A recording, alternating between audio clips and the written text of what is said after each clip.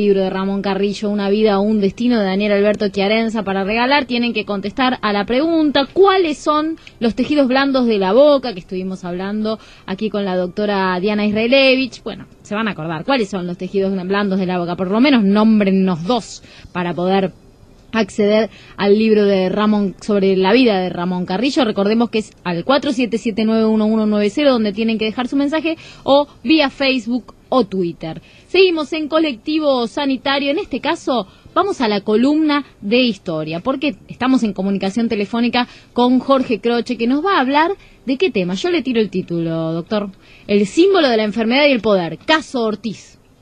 Ahí está. Ortiz, Roberto Ortiz. Bueno, yo voy a decir solamente que lo que recuerdo, que sé que fue un presidente argentino que gobernó en 1938, 1940, un hombre conservador, contrario a Irigoyen, venía del radicalismo, y que fue un hombre que tuvo muy poco tiempo en el gobierno como presidente, y que delegó su mandato a su vicepresidente Castillo, con el cual tenía enfrentamientos políticos. Bueno, nos va a explicar un poquito más Jorge Croce de qué se trata. Él sabe en serio de historia. Cómo la enfermedad influyó en este caso del presidente Ortiz. ¿Qué tal, Jorge? ¿Cómo te va? Hola, buenas tardes. ¿Cómo te va, Miriam? Bien, muy bien. A ver, contanos un poco. ¿Qué tal, Jorge? ¿Cómo te va? Bien, bien, bien. Contanos un poco sobre el caso Ortiz. La introducción que hizo Donato fue brillante, elocuente. No, en serio, en pocas líneas escribió. Tengo muchos adversarios, acá es muy terrible. Lo mío es un apostolado en serio. Pero ya me doy cuenta. Es un sacerdocio, me pegan los oyentes, me pega mi compañera acá, la conductora, bueno, esa cosa. Pero en pocas líneas describiste fundamentalmente al personaje. Al político, al presidente que conocemos como Roberto M. Ortiz, en realidad tenía un nombre más largo, típica costumbre de los vascos de ir amontonando nombres, que era Jaime Gerardo Roberto Marcelino María Ortiz. Mirá qué nombre que tenía. Un nombre bastante largo, un político, como dijo Donato, que provenía de la UCR enfrentado a Irigoyen, la UCR antipersonalista, había sido concejal, diputado, ministro de Obras Públicas del presidente Alvear, ministro de Hacienda del presidente Justo, que tenía declarado una diabetes importante ya para los años anteriores a su presidencia, que en aquellos momentos provocó cierto resquemor acerca de su candidatura a presidente. Sin embargo, Justo lo elige por su imagen de persona honesta, de persona por la cual podía llegar a terminar con esa práctica habitual en la década infame, que era el fraude patriótico. A pesar de que ya en la campaña, en la gira electoral de las elecciones del año 38, había sufrido un episodio de lipotimia cuando estuvo en el territorio nacional del Chaco, que fue solucionado en la casa del gobernador federal de aquellos momentos, el doctor Castells, que es el padre de Donato, que seguramente lo conoció, de Jorge Castells, un dirigente peronista acá de la capital. Claro, Exactamente. Bueno, el padre era el gobernador de Chaco, quien recibió luego de esa lipotimia a Ortiz. Bueno, este tema fue solucionado rápidamente. Ortiz tenía cierta tendencia a la glotonería.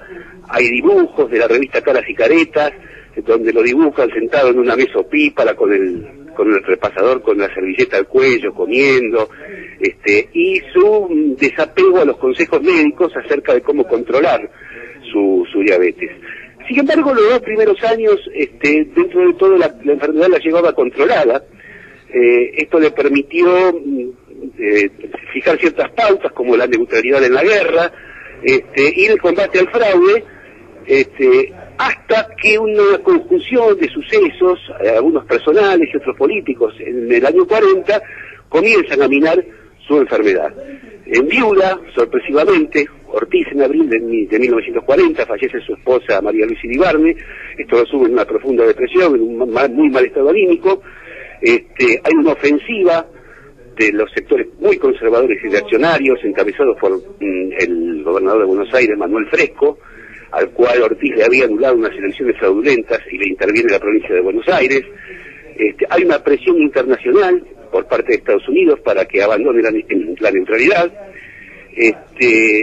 Y el 20 de junio de 1940, que es en uno de los primeros actos del Día de la Bandera, que él mismo instituyó, Ortiz sufre el mismo episodio que sufrió en Chaco, pero ya a la vista de todas las personas que estaban allí, y ya como presidente de la Nación. Esto le provocó cierta presión por el cual él delega su mandato, el vicepresidente Castillo. No renuncia, delega su mandato. El gabinete seguía siendo el gabinete de Ortiz, el que manejaba la política. Castillo solamente asistía a actos oficiales y firmaba el despacho. Y un golpe mucho más grave fue a mediados de los años 40, donde hay un episodio que muchos recuerdan, que se llama el negociado de las tierras del Palomar, casi un símbolo de la corrupción argentina hasta la década del 90, una operación muy extraña por el cual un grupo de personas a través de un intermediario compran unos terrenos para el Ministerio de Guerra, el ministro de Guerra lo firma, bueno, se descubre, se hace una operación política, Alfredo Palacios en el Congreso forma una comisión, la preside, provoca el suicidio de uno de los diputados que estaba acusado, Víctor Guillot, muy cercano a Ortiz. Ortiz presenta la renuncia, ya con la salud muy deteriorada y desde su casa de la calle Suipacha del 1040, donde él vivía, él nunca vivió en la residencia presidencial.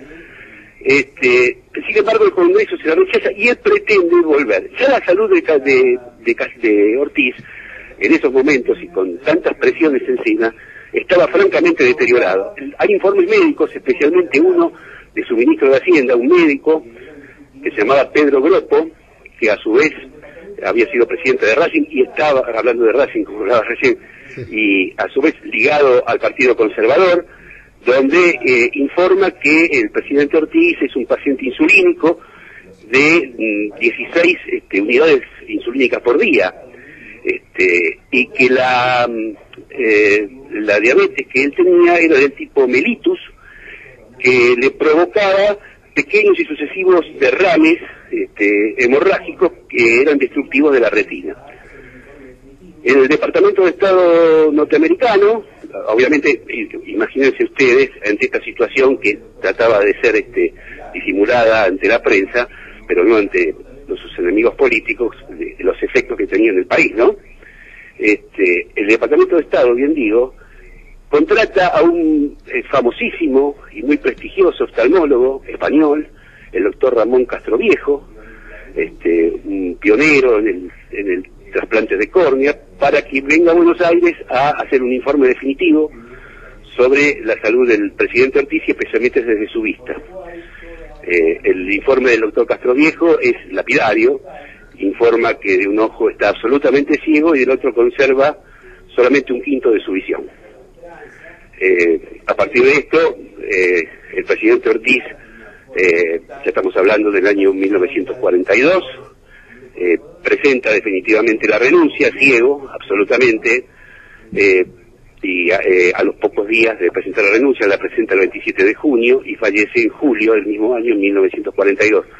Con lo cual, toda esa movida de purificar, por decir de alguna forma, las formas políticas que había en Argentina, la política de neutralidad a ultranza, se ven terminadas de una forma brutal con la asunción ya de conservadores y de conservadores muy cercanos al fascismo criollo de aquellos momentos, ¿no?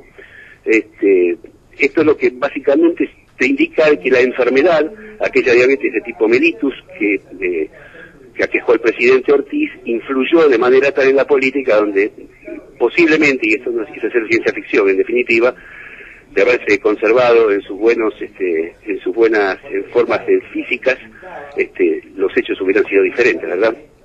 Jorge, sí. No, quería preguntarle si tuvo internaciones, estaba simulado, en la opinión pública no se sabía que él tenía una diabetes avanzada.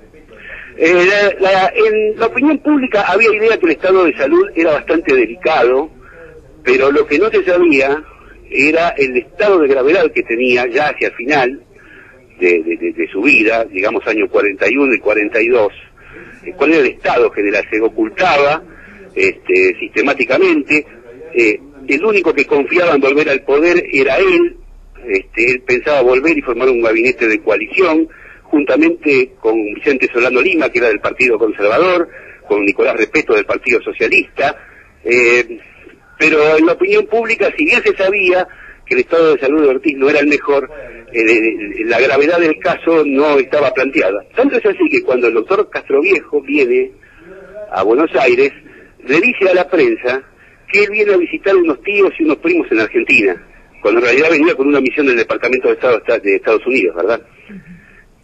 Con ese criterio te das cuenta que hasta qué punto se trataba de ocultar a la opinión pública la gravedad del Estado. Muy bien, Jorge, te agradecemos muchísimo esta columna que en este caso trató el caso del presidente Ortiz, que muchos de nosotros desconocíamos. Bueno, les agradezco mucho a ustedes, y muchas felicidades para mañana. Bueno, igualmente, gracias, igualmente. Un abrazo grande. Para vos. Un abrazo grande, Donato y Miriam. Hasta luego. Hasta luego. Hablábamos con Jorge Croce, nuestro columnista de historia, que nos hablaba en este caso del presidente Ortiz. ¿Qué es el tema de la diabetes que tenía Ortiz? ¿Qué más nos puede agregar, doctor? No, la diabetes, una de las complicaciones es una enfermedad sistémica, afecta la microvascularización de todos los órganos, fundamentalmente de riñón, de retina, hígado. Bueno, es una enfermedad que afecta la vascularización de todo el cuerpo. En la retina produce una retinopatía diabética, se llama así, retinopatía diabética, que es progresiva, pero que hoy con los tratamientos actuales, el 60% de las personas que tienen retinopatía diabética atendida y diagnosticada a tiempo, porque ya le digo, es progresiva, si se diagnostica precozmente, puede ser curada un 60% con fotocoagulación de la retina, con láser. Esto es una práctica que se hace habitualmente, que en esa época no existía, pero que hoy ya no es una situación de ceguera como era entonces. Sí, una pregunta que nos acerca un oyente vía Facebook. Para el doctor, ¿qué área del Borda cerró Macri?